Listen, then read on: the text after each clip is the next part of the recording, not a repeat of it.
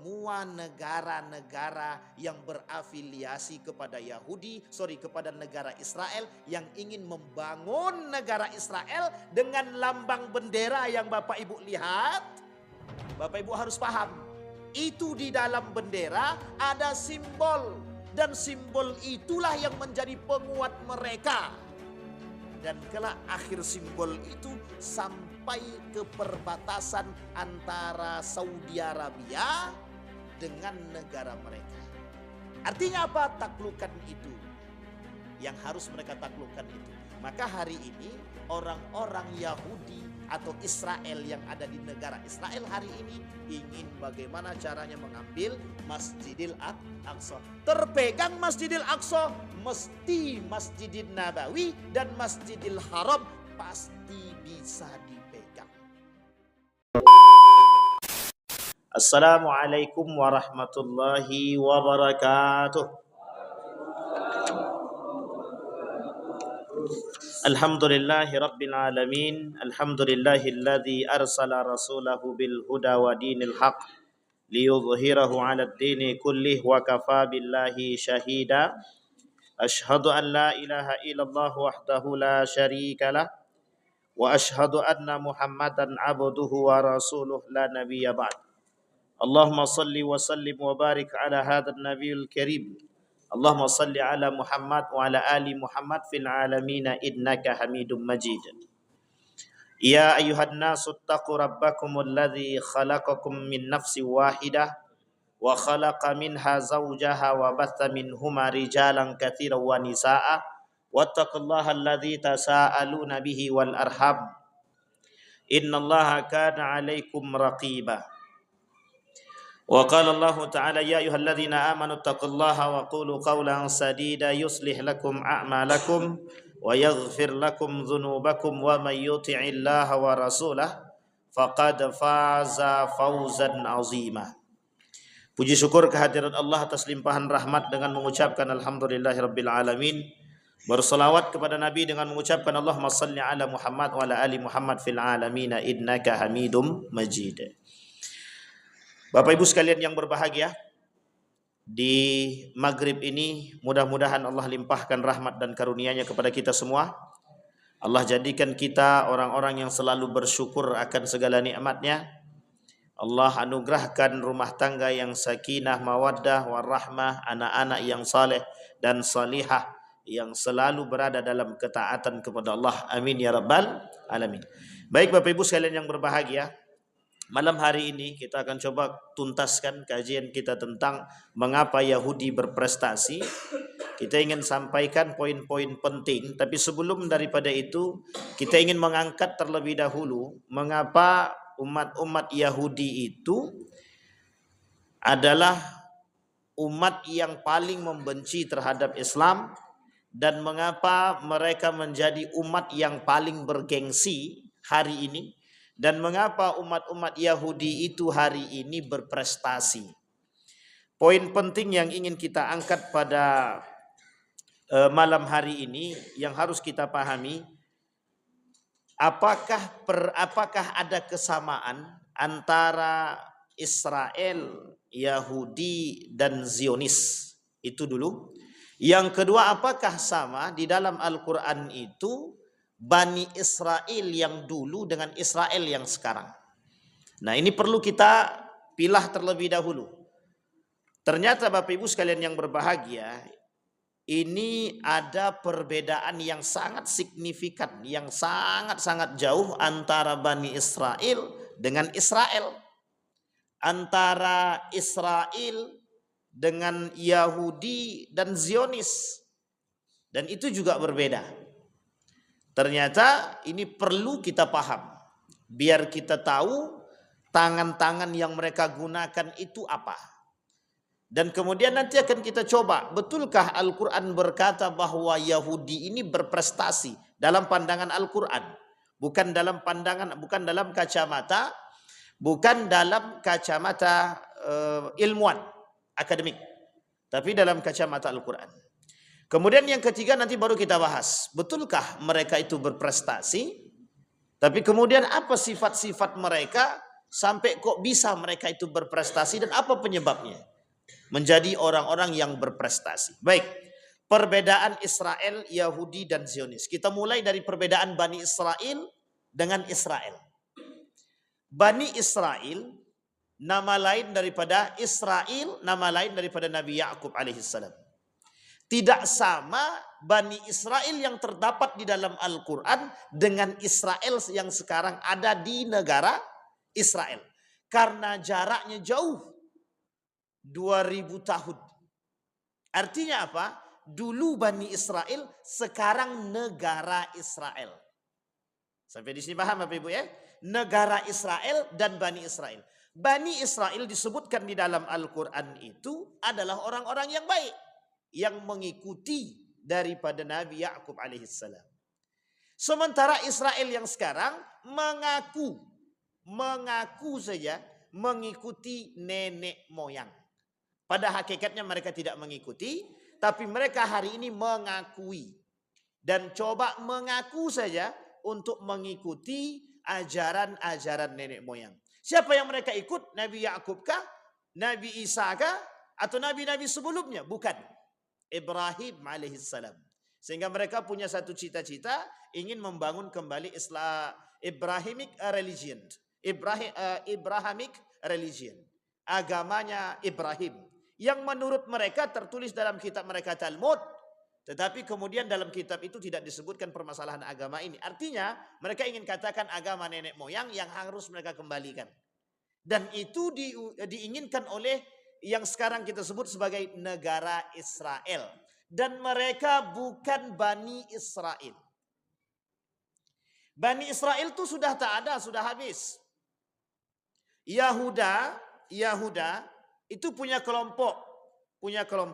Dan nanti punya keturunan namanya Yahudi. Yahuda nanti punya keturunan namanya Yahudi. Dari Yahudi ini nanti muncul namanya kelompok Yahudi itu. Dan mereka masih Bani Israel. Tetapi perbedaannya adalah, apa perbedaan Bani Israel dengan Yahudi? Di dalam Al-Quran, konotasi daripada Yahudi itu jelek. Jadi secara umum Al-Quran berbicara tentang Yahudi adalah berbicara tentang kejelekan daripada karakter-karakter orang-orang Yahudi. Tapi Bani Israel tidak. Ya Bani Israel azkuru ni'mati allati an'amtu alaikum. Tidak. Tapi apa salah satu sifat daripada Bani Israel yang membuat Allah mengancam mereka? Pembangkangan. Dan itu disebutkan dalam Al-Quran, dalam hadis Nabi. Bani Israel ini pada hakikatnya kelompok baik. Orang-orang yang mengikuti ajaran-ajaran Allah yang berasal dari Nabi dia. Dan mereka selalu mengikuti. Bisa dipastikan orang-orang Bani Israel adalah orang-orang yang mulia.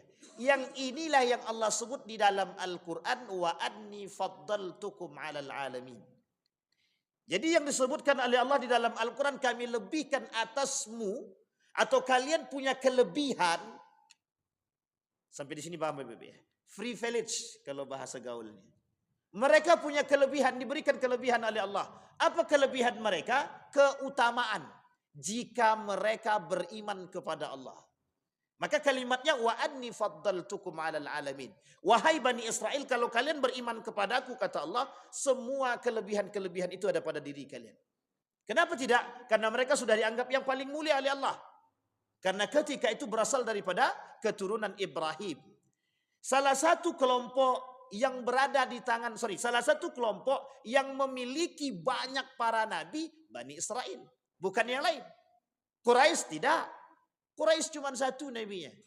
Nabi Muhammad sallallahu alaihi wasallam. Tapi pada hakikatnya Nabi Muhammad sampai jalurnya ke Ibrahim. Artinya sebenarnya sama. Hanya saja jauh sekali jarak dia. Sementara kaum Bani Israel tidak pada Isa alaihissalam. Ketika Nabi Isa sampai ke atas itu jarak tempuhnya dekat. Kapan terpisahnya ini? Dan itu antara satu kaum dengan kaum yang lain berbeda pendapat. Berbeda tentang penamaan mereka. Sam'un misalkan. Levi misalkan. Yahuda misalkan. Kemudian siapa lagi? Ada Isya misalkan. Nabi Yusuf misalkan. Itu semua beda-beda. Meskipun dalam satu naungan Bani Israel. Tapi kelak mereka punya kelompok-kelompok sendiri. Salah satu di antara kelompok tersebut ada yang disebut dengan Yahuda. Nah Yahuda ini nanti punya pengikut yang disebut dengan Yahudi.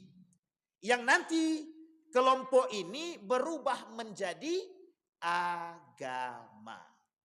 Sebelum dia menjadi agama, Yahudi ini adalah disebut dengan Yahude.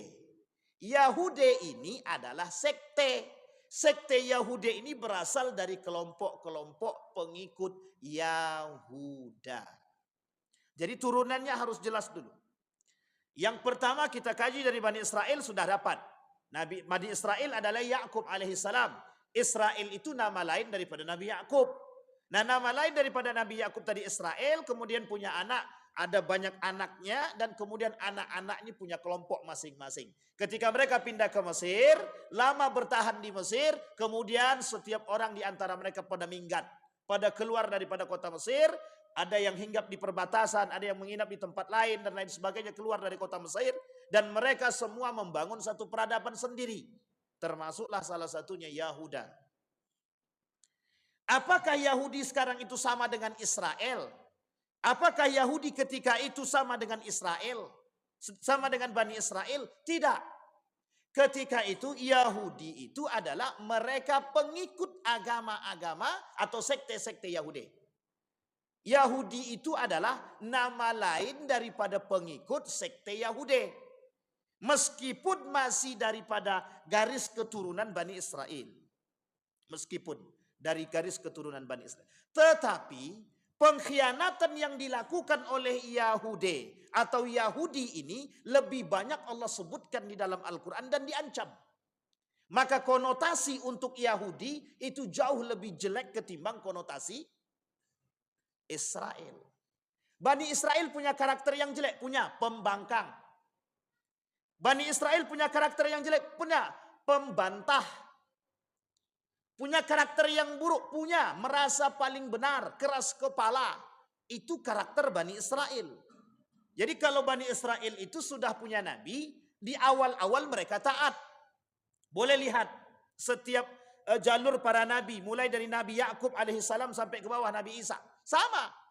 Sampai-sampai Nabi Isa mau dijadikan Tuhan. Sampai-sampai Nabi Isa mau dijadikan Tuhan. Ini urutan. Kapan mereka melakukan pembangkangan? Ketika mereka sudah bosan. Ketika mereka sudah tidak tahu lagi arah. Ketika mereka sudah merasa muak dengan kehidupan mereka. Ketika keangkuhan mereka mulai naik. Disinilah karakter-karakter kaum Bani Israel yang disebutkan di dalam Al-Quran sebagai karakter-karakter pembangkang. Sampai di sini paham ya Bapak Ibu ya? Baik. Sekarang pertanyaannya ada Zionis Pak Ustaz. Nah, ini lain lagi ceritanya. Ini baru Bani Israel dengan Yahudi yang tertulis dalam Al-Quran. Konotasinya Bani Israel itu baik. Meskipun di antara Bani Israel itu ada yang tidak baik. Sama. Yahudi di dalam Al-Quran konotasi untuk keumumannya jelek. Tapi masih ada yang baik. Tapi sedikit baik banyak buruknya. Kalau Bani Israel banyak baiknya sedikit buruknya. Sekarang kita kembali kepada Zionis. Sebelum masuk ke Zionis kita harus paham dulu Israel yang sekarang. Israel yang sekarang itu ketika Theodor Herzl. Theodor Herzl itu salah seorang pemuka Yahudi yang berada di Jerman. Namanya Theodor Herzl. Yang meminta kepada Sultan Abdul Hamid II tanah untuk kehidupan penduduk Israel ataupun Yahudi. Penduduk Israel sebelum berdiri negara Israel. Oke Bapak Ibu ya. Nah, ini pahamin dulu. Setelah dapat tanah itu oleh Sultan Abdul Hamid tidak dikasih. Tapi kata dia 50 tahun yang akan datang kelak kami dapatkan tanah itu. Pasca Kemal Ataturk. Kemal Ataturk memberikan tanah tersebut untuk penduduk-penduduk yang mohon maaf Yahudi imigran tadi.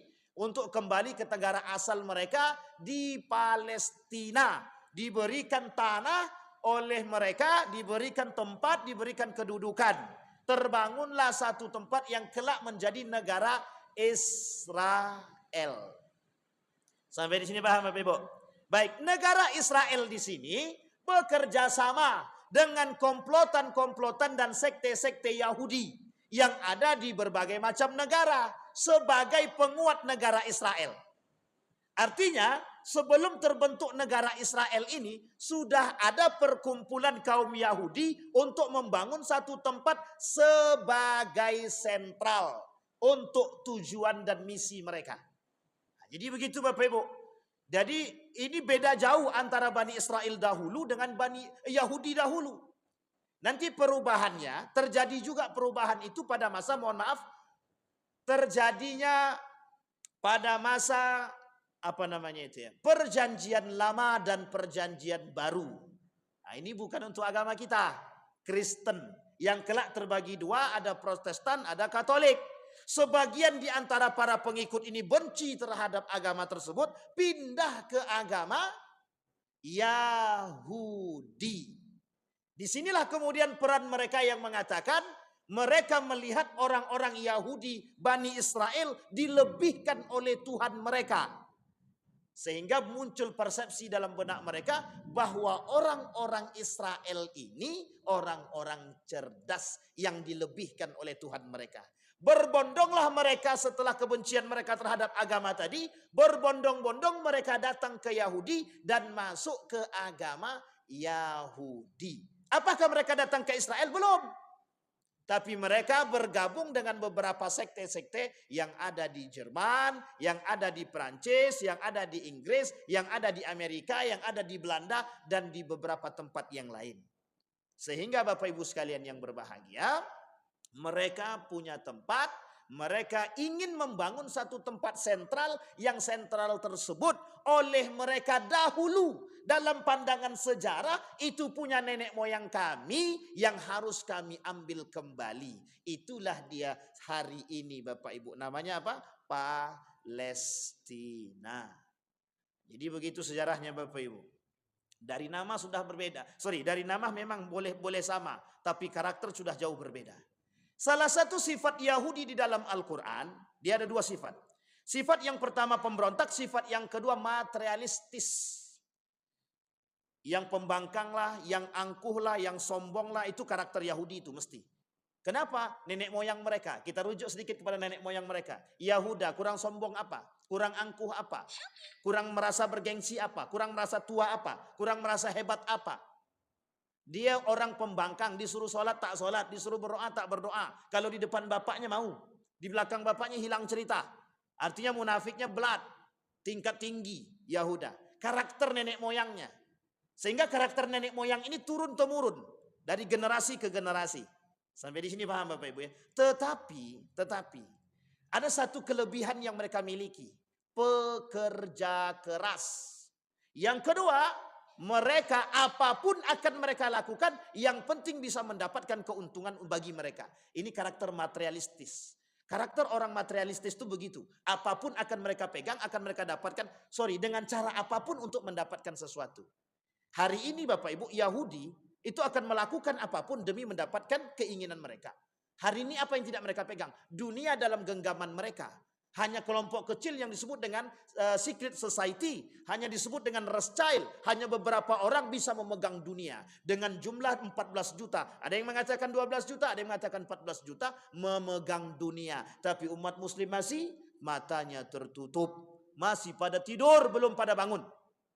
Kalaupun sudah bangun, lah lupa diri. Nah, itulah umat muslim hari ini. Tidak sadar dia 14 juta. Mengepung ribuan juta manusia. Ratusan ribu juta manusia. Bukan ratusan ribu lagi. Sudah jutaan lagi. Tapi kemana manusianya? Biasa saja. Mereka baru bangun tidur. Jadi masih setengah sadar. Kalaupun sudah sadar, sudah ternina bobokkan dengan keadaan tadi. Nah, Bapak Ibu sekalian yang berbahagia. Perlu kita paham, perlu kita mengerti, perlu.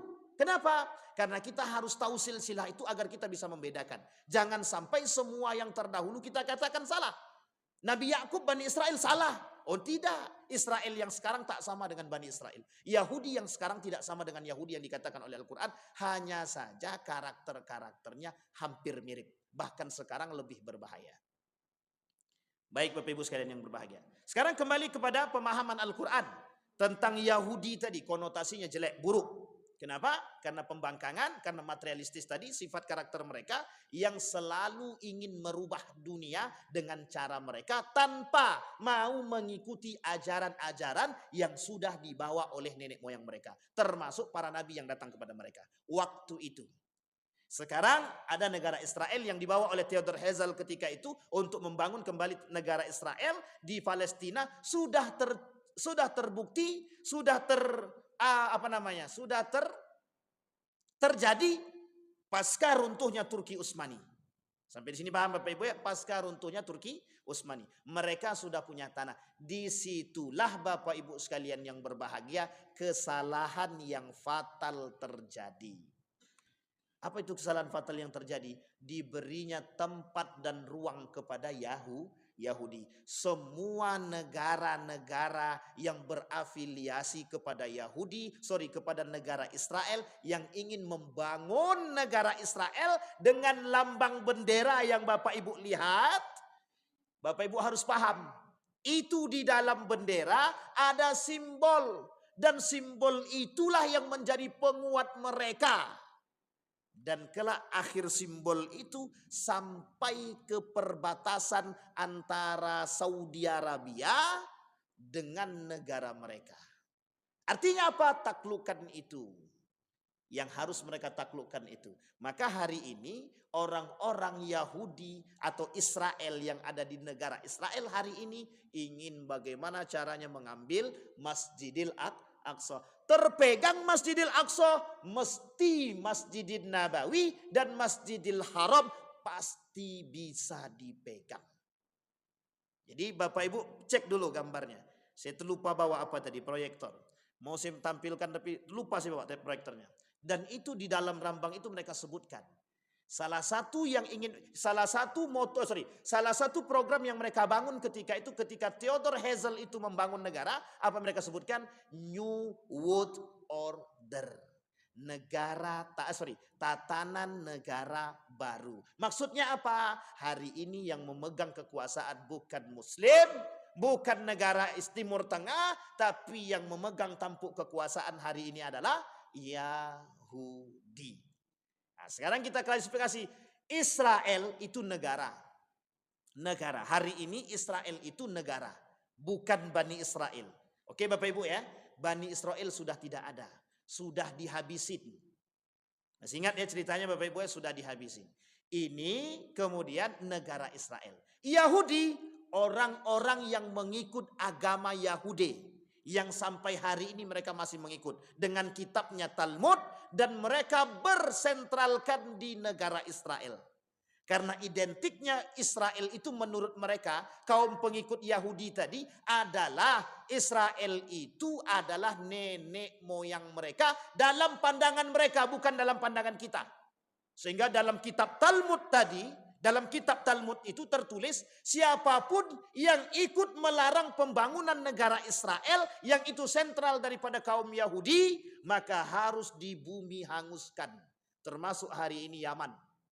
Dibombardir sama mereka karena ikut campur dalam urusan itu. Jadi negara-negara yang ikut campur mereka serang. Nanti insya Allah Indonesia juga bakal kena.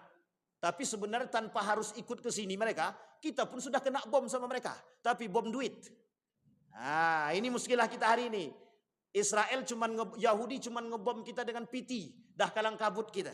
Karena duit saja kita sudah ngikut mereka. Apapun yang mereka lakukan, pengikut terbesar di Indonesia. Seperti permainan judi online, game online, itu Yahudi semua yang buat. Cuma kena bom game online, judi online, kalang kabut. Anak-anak muda pun ikut mati semua. Hilang semua kita generasi. Tapi negara Yaman kenapa harus dibom? Karena di situ penegak syariatnya masih kuat. Kalau di sini mohon maaf. Nah, jangan tersinggung. Memang begitu keadaannya. Bukan menegakkan. Justru kerjasama. Itu masalah kita hari ini. Para pemuka agama, pemangku agama, mohon maaf, kerjasama dengan negara yang memang negara itu mohon maaf menyerang negara Islam, agama Islam. Sampai di sini paham Bapak Ibu?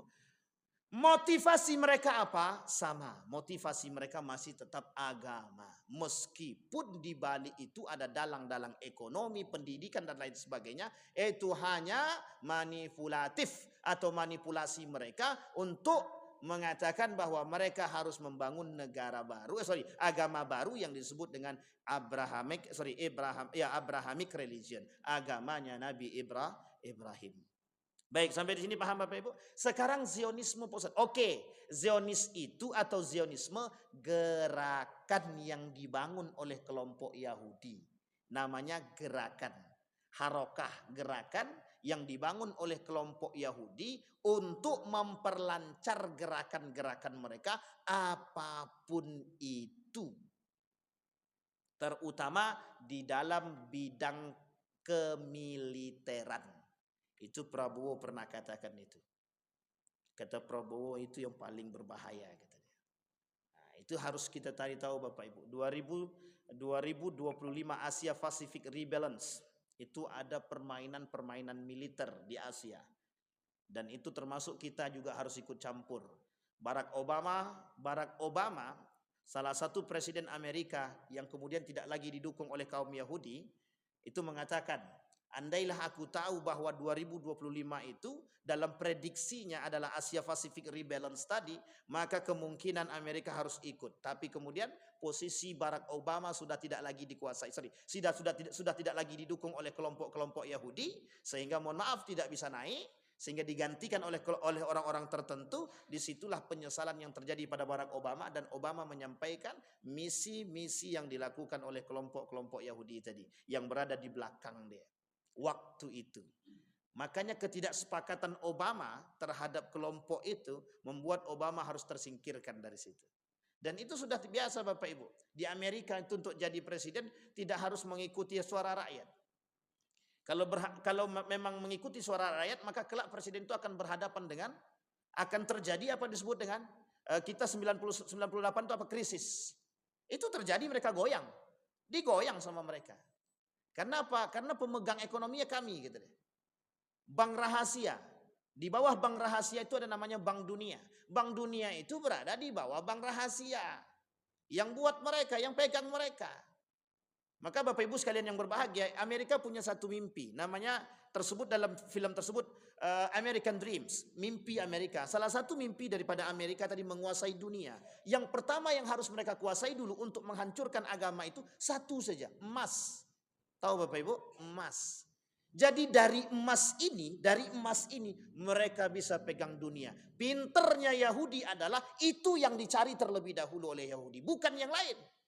Bukan batu bara, bukan nikel, bukan yang lain. Bukan minyak, emas dulu.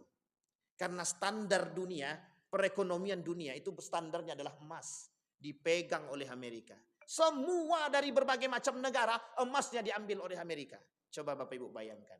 Apa yang mereka mimpikan hari ini mereka dapatkan. Apa mimpinya? Menjadi negara adidaya. Sekarang mimpi kita apa umat muslim? Mimpi kita negara Republik Indonesia apa? Nah, itu pandai-pandai kita lah. Yang penting jangan sampai PKI bangkit lagi. Baik. Sampai di sini paham Bapak Ibu? Itu sudah. Israel sudah. Yang sekarang kemudian Yahudi sudah, Zionis sudah. Perbedaannya sudah paham. Yahudi sekarang itu adalah agama, para pengikut-pengikut agama atau pengikut-pengikut sekte. Yang kemudian Zionis adalah gerakan-gerakan yang mereka lakukan. Gerakan-gerakan di bawah kelompok-kelompok Yahudi yang dibangun oleh Israel untuk membangun kekuatan-kekuatan mereka. Dan menjalankan misi-misi mereka baik dalam segala bidang. Bapak Ibu, dalam Yahudi itu banyak gerakan. Banyak program, banyak kelompok. Nanti ada namanya Freemasonry, ada namanya Rockefeller, ada namanya Rothschild. Itu nama-nama dan itu berbeda-beda dari setiap negara. Ada yang di Amerika, ada yang di Jerman, ada yang di Belanda, ada yang ini dan lain sebagainya. Dalam buku The Invisible Hand, dalam buku Invisible Hand itu tertulis semua Bapak Ibu tentang program-program mereka. Dalam buku Ensiklopedia Yahudi sama. Sekarang kita masuk poin kita yang kedua Bapak Ibu. Apakah mereka itu yang disebutkan oleh Al-Quran? Bukan.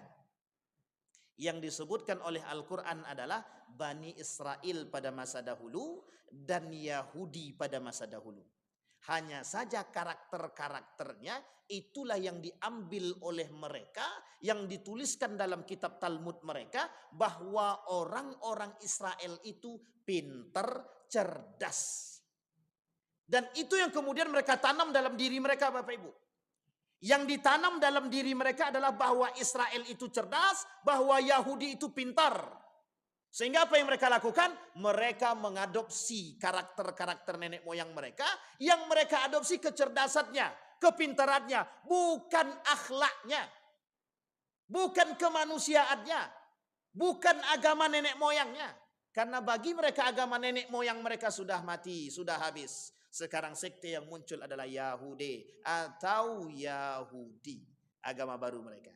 Nah, sehingga Bapak Ibu perpindahan, mohon maaf, perpindahan dari Nasrani kepada Yahudi itu dulu besar-besaran. Yahudi itu tidak mikir mau agama Kristen dia, Buddha dia, Hindu dia, Konghucu dan lain sebagainya. Mereka serang. Bagi mereka cuma satu, agama kami, agama kami. Siapapun di antara agama yang ikut menghancurkan kami ikut akan hancurkan mereka. Mau Nasrani kah dia, Buddha kah, Hindu kah dia, Konghucu kah dia, atau Islam kah dia. Tapi yang menjadi terberat musuh bagi mereka adalah Islam. Bapak Ibu harus paham itu. Jadi musuh terberat mereka tetap kita, umat muslim. Kenapa? Karena di dalam agama Islam ada satu seruan yang tidak dimiliki oleh agama lain. Jihad. Itu tak dimiliki oleh agama lain. Dan seruan ini yang mereka takuti. Raja Ferdinand dan Ratu, bukan Elizabeth, mohon maaf kalau selama ini saya sebutkan Elizabeth salah, Isabella. Raja Ferdinand dan Ratu Isabella yang selalu melakukan pembunuhan terhadap kaum muslimin itu dengan melihat telinga saja. Apa ketakutan Raja Ferdinand dengan Ratu Isabella? Itu gara-gara membaca kitab Al-Quran, kitab sucinya umat muslim. Yang baca siapa? Paus. Bukan Paulus, tapi Paus. Yang baca Paus. Yang baca pemuka gereja. Disuruh untuk baca. Apa harapan umat muslim ke depan? Ternyata apa? Yang mereka dapatkan? Kebangkitan umat muslim. Ketakutan mereka terhadap kebangkitan umat muslim itu sampai hari ini tertanam dalam diri mereka. Mereka buat sedemikian rupa gerakan untuk biar umat muslim tidak bangkit lagi. Biar agama Islam ini tidak bangkit lagi. Apapun caranya, cari caranya pokoknya. Yang penting umat Islam tidak bangkit lagi. Agama Islam tidak bangkit lagi. Umat muslim tidak bangkit lagi. Tidak kuat lagi, tidak bersatu lagi. Bayangkan yang dilakukan oleh mereka hanya dengan melihat telinga. Bersih telinga itu muslim dia bunuh. Jadi saking fobianya mereka terhadap Islam itu. Cuman gara-gara telinga bersih, itu mesti muslim karena identik Pak. Muslim sering wudhu. Dan ketika mereka wudhu, mereka membersihkan telinga. Otomatis telinga mereka bersih. Bukan hanya telinga, wajah, tangan, kaki, hidung bersih. Dihabisi Pak. Dihabisi.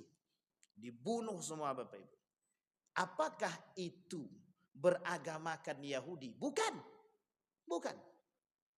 Jadi kita ini diapit oleh berbagai, mohon maaf, kita ini diapit oleh beberapa agama.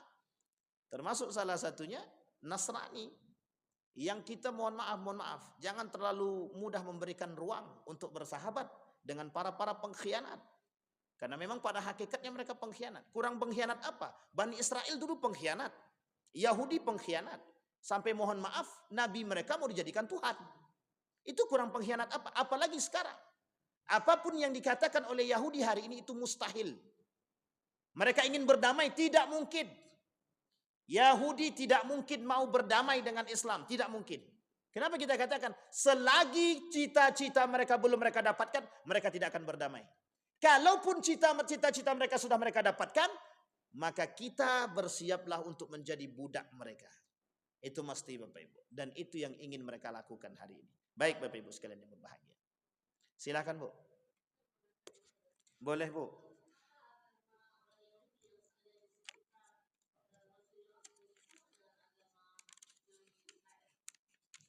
Agama Yahudi yang berada di sekitar Masjidil Aqsa, ya sama dengan Yang sama dengan di negara Israel. Sama Ibu, sama. Mereka dulu masih ada namanya penganut, mohon maaf, masih ada penganut Nasrani dulu. Sekarang tak ada lagi, disamaratakan. Dulu Bapak Ibu, ada namanya kelompok yang datang dari Georgia. Jadi kelompok Georgia ini adalah kelompok yang mohon maaf anti agama. Ketika kebencian mereka tertanam gara-gara mohon maaf perjanjian lama dan baru, terjadi perubahan itu, kelompok Georgia ini pindah besar-besaran dan mereka Nasrani, pindah besar-besaran ke agama Yahudi. Mereka inilah yang kemudian membangun kelompok Yahudi tersebut dengan berbagai macam sekte. Nah, tapi Bapak Ibu sekalian yang berbahagia perlu dipahami, setiap sekte Yahudi itu yang ada di beberapa negara itu berbeda. Kalau yang ada di sekitar Masjidil Aqsa dengan negara Israel itu sama. Sama, karena mereka masih satu lingkungan. Yang berbeda itu yang ada, mohon maaf, yang berbeda itu yang ada di negara-negara.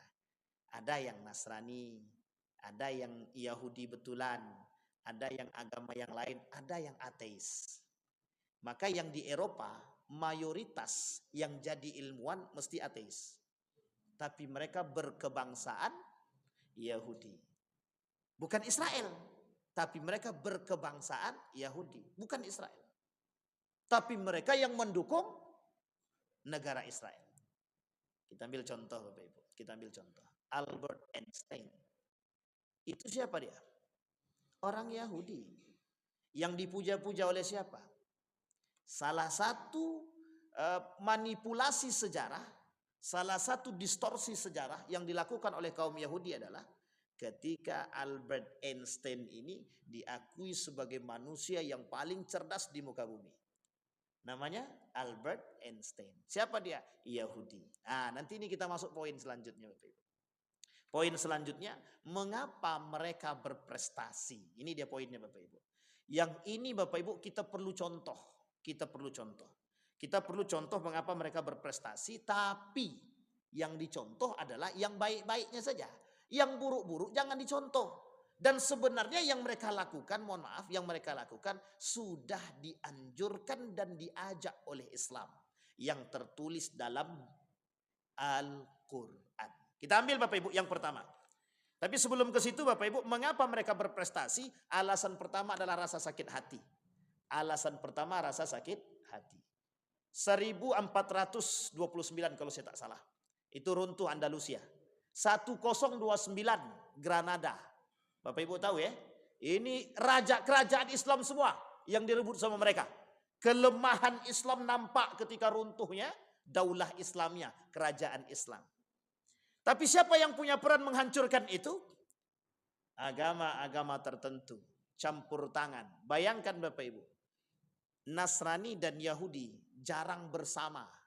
Tapi untuk menghancurkan Islam mereka perlu kerjasama. Kenapa perlu kerjasama? Karena kalau sendiri dia menghancurkan Islam tidak akan bisa. Makanya hari ini Bapak Ibu mohon maaf, Yahudi dan Nasrani tampak bekerja sama meskipun di belakangnya mereka berantem. Nampaknya saja kerjasama. Tapi pada hakikatnya mereka tidak kerjasama. Hanya untuk menghancurkan Islam. Ntar kalau sudah Islam hancur, baru urusan mereka sama mereka berantem. Begitu. Tapi begitulah keadaan. Ya, baik. Sekarang Bapak Ibu sekalian yang berbahagia, apa yang menjadi mengapa Yahudi ini berprestasi?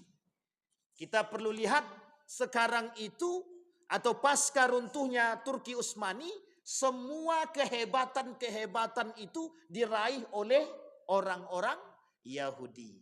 Dimulai dari masa Albert Einstein, setelah itu Bapak Ibu sekalian yang berbahagia, semua sekolah-sekolah, termasuk salah satu universitas di Kolombia itu 60% mahasiswanya Yahudi. Harvard University. Dari 6% mahasiswa Yahudi menjadi 22% pada tahun 1922.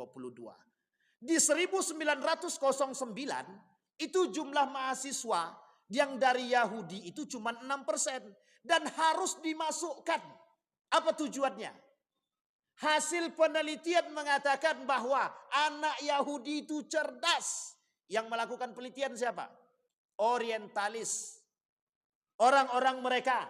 Dibuatlah dan disebarkanlah penelitian ini Kemudian para yang memiliki universitas tadi menarik anak-anak Yahudi untuk menjadi sebuah kebanggaan di universitas mereka. Salah satunya Harvard University dan Columbia University. Tujuannya untuk apa? Untuk mengangkat rating universitas. Ternyata betul Bapak Ibu. Ternyata betul. Rating universitas-universitas tersebut naik. Bapak Ibu tahu Harvard University kan? Ranking berapa Bapak Ibu? Nomor 1 di dunia. Sekarang yang banyak bisa masuk di situ anak-anak Yahudi. Sekarang pertanyaan saya, ada anak Indonesia yang masuk? Ada, 1, 2, 3. Yang paling banyak siapa? Yang anak-anak Indonesia yang masuk sana muslim apa non muslim? Pandai-pandailah. Sampai sini paham Bapak Ibu? Baik. Nah sekarang apa masalahnya? Mengapa mereka kok dikatakan oleh dunia berprestasi sementara Al-Quran mengatakan bukan mereka yang dikatakan berprestasi? Tapi adakah konotasinya? Ada. Nanti kita lihat konotasinya Bapak Ibu. Yang pertama, orang tua mereka punya peran memaksakan anaknya wajib baca buku. Itu yang pertama. Sehingga muncul satu pernyataan, membaca buku itu jendela peradaban. Tahu ya Bapak Ibu ya? Membaca buku adalah jendela peradaban. Coba Bapak Ibu bayangkan. Yang ditekankan kepada mereka adalah baca buku. Kecil anak tuh sudah mulai dia dibacain bukunya. Ketika masih bayi orang tuanya yang bacakan. Orang tuanya yang sering bacakan. Yang dibacakan apa? Sejarah. Yang telah mereka tipu. Yang telah mereka manipulasi. Yang telah mereka distorsi. Saya punya buku judulnya Distorsi Sejarah oleh Yahudi. Oh itu ternyata setelah saya baca, Masya Allah. Banyak sekali sejarah-sejarah yang mereka lakukan, yang mereka manipulasi. Yang mereka tipu, yang mereka rusak, yang mereka rubah. Yang pertama, gemar membaca, peran orang tua untuk menekankan anaknya. Sehingga Bapak Ibu, itu apapun bukunya wajib diadakan. Harus ada bukunya. Dan yang paling mereka tekankan 2. Nomor 2 yang mereka tekankan kepada anak itu mendengarkan musik. Dan kemudian cinta kepada matematika. Coba Bapak Ibu bayangkan. Maka pemegang olimpiade tadi siapa? Rata-rata orang-orang Yahudi. Pemegang olimpiade matematika. Alhamdulillah ada anak Indonesia. Tapi mohon maaf anak Indonesia itu bukan muslim. Siapa mereka? Non muslim. Mestilah kalau bukan muslim mesti non muslim kan? Itu. Baik. Kemudian mereka diajarkan solidaritas dan kedermawanan. Judul bukunya Yahudi. Mengapa mereka berprestasi? Kiai Haji Toto Tasmara. Boleh Bapak Ibu cari di Google. Sudah banyak di Shopee. Kalau tak pandai cari Shopee, atau usah baca lagi. Baik. Solidaritas dan kedermawanan mereka ajarkan. Artinya apa? Perbanyak kawan. Perbanyak kawan. Biar apa? Biar tahu. Bukan tanpa tujuan. Tahu tujuannya apa? Bagaimana mempelajari karakter-karakter orang yang tadi mereka kenal. Coba diajarin semua orang. Sekarang pertanyaan saya, yang pertama membaca. Apa itu ajaran Islam atau bukan? Iqra. Nomor 1 Bapak Ibu. Ayat pertama kali turun. Kita apa yang mau kita iqra sekarang? Dengan buku saja kita takut. Baca buku Nina, jangankan baca buku ya, baca SWA aja tak mau saya lagi. Nah, coba Bapak Ibu bayangkan. Anak-anak kita mohon maaf tak mau baca. Mahasiswa sekarang nih mau jujur-jujuran kita mahasiswa sekarang nih, kalau bisa copy paste, kalau bisa laptop tuh kerja sendiri, membuat artikel sendiri, makalah sendiri, kalau perlu dosen tuh yang buatkan. Selesai urusan. Itulah kami bayar-bayar lah Ustaz. Bayangkan Bapak Ibu, ada mahasiswa minta buatkan tugas kuliahnya sama saya. Belum pernah ditendang mahasiswa ini. Bayangkan Bapak Ibu, mahasiswa minta buat artikel sama dosennya sendiri. Apa jawaban mahasiswa tadi? Apa kata mahasiswa? Pak Ustaz, Bapak kita tidak usah lagi tugas-tugasan dan tidak usah lagi pakai tulisan-tulisan. Terus apa yang kalian mau? Yang kami mau kita buat video aja Ustaz. Video apa? Pokoknya terserah kami lah. La ilaha illallah. Itu mahasiswa zaman sekarang itu. Nah, coba bayang, disuruh baca buku tak mau. Dulu Bapak Ibu Yogyakarta itu kota pendidikan. Setiap sudut Bapak Ibu akan lihat mahasiswa bawa buku. Setiap sudut. Bapak Ibu pergi ke Jepang. Setiap stasiun kereta api orang duduk ngapain? Baca buku. Coba Indonesia, setiap sudut buku ngapain? Setiap sudut mereka ngapain? Megang HP. Ngapain? Ya baca buku juga. Baca buku di HP.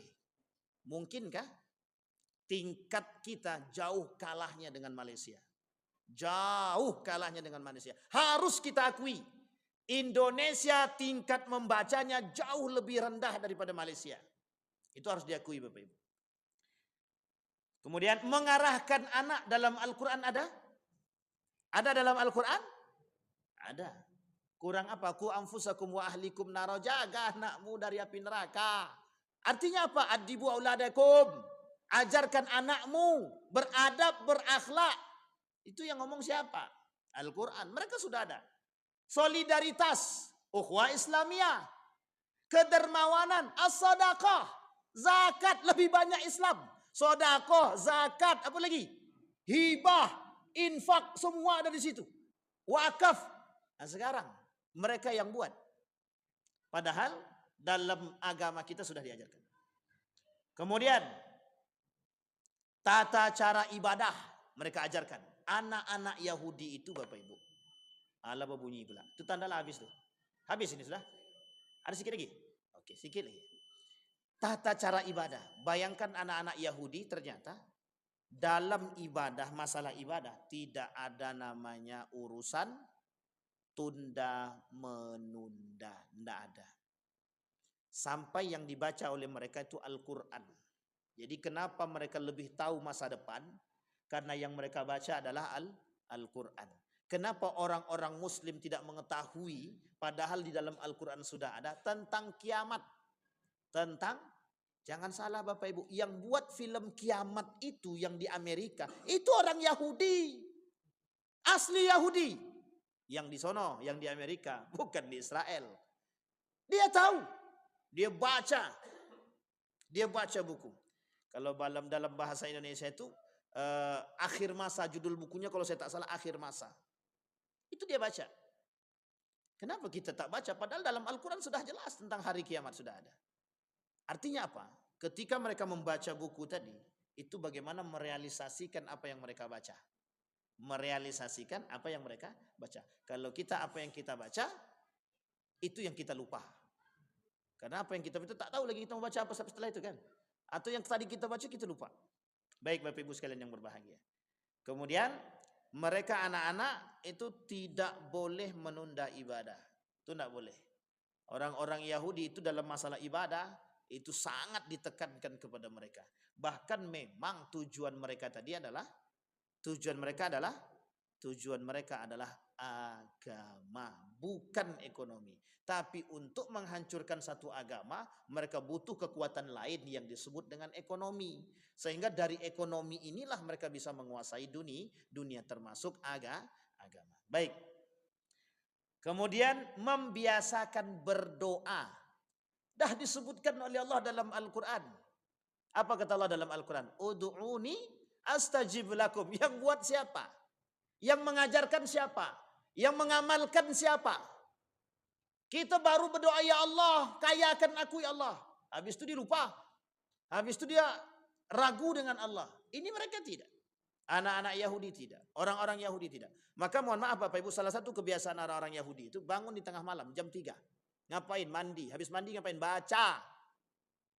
Umat Muslim, harusnya siapa yang bangun tengah malam itu? Yang sholat tahajud itu siapa? Maka mohon maaf, dalam buku rahasia tahajud itu, dahsyatnya tahajud tadi, orang yang rajin sholat tahajud, itu mesti otaknya cerdas itu. Orang yang rajin baca Quran, itu IQ-nya naik itu. Tingkat kecerdasannya naik. Apalagi dia hafal Quran. Makin tinggi IQ dia. Sampai sini Bapak Ibu. Yang tidak bisa dilakukan penelitian oleh para kaum orientalis Yahudi dan ateis tadi terhadap anak-anak yang tidak, mohon maaf, yang memiliki kekurangan tapi mereka bisa menghafal Al-Quran 30 juz, itu kemudian mereka katakan kemukjizatan yang tiada tanding. kemukjizatan yang tiada tanding. Siapa yang mengatakan? Orientalis, peneliti dari Eropa yang berasal dari kaum Yahudi. Ketakutan mereka terhadap anak-anak penghafal Quran dimulai dari sejak itu. Saking takutnya mereka dengan anak-anak Palestina, maka yang mereka bakar bukan buku, Al-Quran. Maka Bapak Ibu, kalau kita memberikan bantuan Al-Quran, habis. Al-Quran itu habis, kita pun habis. Tidak boleh memberikan Al-Quran kepada mereka. Alhamdulillah mereka sudah hafal Quran terlebih dahulu. Maka bahasa mereka adalah, para syekh dari Palestina itu, Al-Quran fi qulubina. Al-Quran itu sudah di hati kami, katanya. Bapak Ibu sekalian yang berbahagia, sekarang sedikit kita, sebelum kita tutup Bapak Ibu, apa prestasinya orang Yahudi? Karya cipta yang mengubah dunia. Hari ini yang mengubah dunia memang bukan orang-orang Muslim. Kapan itu? Pasca Renaissance. Tahu Bapak Ibu ya, Renaissance ya? Kebangkitan tatanan dunia baru setelah Islam atau pasca runtuhnya Turki Utsmani. Disitulah bahasa Arab dirubah menjadi bahasa Inggris, bahasa dunia. Disitulah mereka punya program untuk menyahudikan dunia. Yang kedua, hadiah Nobel untuk organisasi. Tak usah kita tutup mata, memang mereka lebih banyak mendapatkannya. Dan itu memang tujuan mereka. Pimpinan puncak Federal Reserve Amerika, siapa? Federal Reserve itu apa Bapak Ibu? Federal Reserve itu apa? FDR. Organisasi terbesar, kelompok terbesar, kepunya siapa? Yahudi Bapak Ibu. Pemegang bank dunia. Baik, pimpinan perusahaan konglomerat Amerika. Rothschild Bapak Ibu, Rockefeller. Siapa? Yahudi. Media informasi di Amerika, siapa pemegangnya? Yahudi. Tertulis dalam buku siapa? Ahmad Mansur Surya Negara. Baca buku itu Bapak Ibu. Judul bukunya Api Sejarah. Ahmad Mansur Surya Negara. Jadi kalau kita malas baca, tak tahu ada. Tapi kalau rajin kita baca mesti tahu. Di sini Bapak Ibu yang ingin saya sampaikan, jangan pernah memberi ruang kepada kaum Yahudi. Jangan pernah punya rasa belas kasihan kepada Yahudi. Jangan pernah memuja-muji Yahudi. Dan jangan pernah kerjasama dengan Yahudi. Jangan pernah. Kenapa? Apapun yang mereka berikan mesti ada tujuannya. Apa tujuannya?